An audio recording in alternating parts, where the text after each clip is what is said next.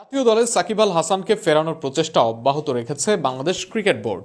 গত কয়েক সপ্তাহ ধরেই বোর্ডের ভেতরে বাইরে এ নিয়ে আলোচনা চলছে। সামাজিক যোগাযোগ মাধ্যমে গুঞ্জন উঠেছিল আগামী 28 ফেব্রুয়ারি দেশে ফিরতে পারেন সাকিব।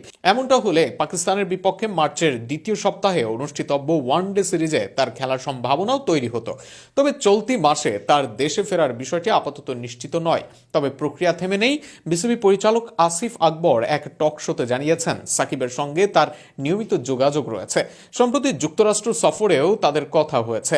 সাকিব নিজেও জাতীয় দলে খেলতে আগ্রহ প্রকাশ করেছেন বলে জানান তিনি। বোর্ড পরিচালকদের সম্মতিক্রমেই তাকে দলে ফেরানোর উদ্যোগ নেওয়া হয়েছে। সাকিবের বিরুদ্ধে থাকা পুরনো মামলা ও অন্যান্য আইনি জটিলতা নিয়েও আলোচনা হয়েছে বলে জানান আসিফ আকবর। তিনি বলেন, এসব বিষয়ে সাকিবের আইনজীবী বিসিবির সঙ্গে যোগাযোগ করেছেন।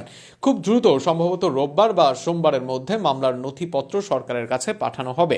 ক্রীড়া প্রতিমন্ত্রীর মাধ্যমে ফাইলগুলো সংশ্লিষ্ট দপ্তরে পৌঁছে দেওয়া হবে বলে আশা করছেন বোর্ড কর্তারা। একই অনুষ্ঠানে বিসিবির সহ সভাপতি ফারুক আহমেদ বলেন, সাকিবের ক্রিকেটীয় সামর্থ্য নিয়ে নতুন করে বলার কিছুই নেই। বিভিন্ন ফ্র্যাঞ্চাইজি লিগে তিনি এখনো খেলছেন এবং বেশ কিছু ম্যাচে দারুণ পারফরমেন্সও করেছেন। ফিটনেস সন্তোষজনক থাকলে তিনি এখনো দলের জন্য বড় সম্পদ।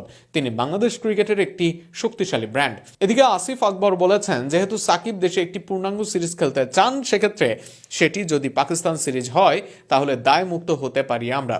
এর আগে যুব ও ক্রীড়া প্রতিমন্ত্রী আমিনুল হক দায়িত্ব নেওয়ার পর জানিয়েছিলেন, সাকিব ও মাশরাফি বিন মুর্তজার বিষয়টি রাষ্ট্রীয়ভাবে বিবেচনা করা হবে। তাদের বিরুদ্ধে থাকা মামলাগুলো দ্রুত সমাধানের মাধ্যমে জাতীয় দলে ফেরানোর ব্যাপারে সরকার ইতিবাচক মনোভাব পোষণ করছে বলেও ইঙ্গিত দেন তিনি। এখন দেখার বিষয়, সরকারের কাছে ফাইল যাওয়ার পর আইনি প্রক্রিয়া কত দ্রুত এগোয় এবং পাকিস্তানের বিপক্ষে আসন্ন সিরিজে সাকিবকে আদৌ মাঠে দেখা যায় কিনা।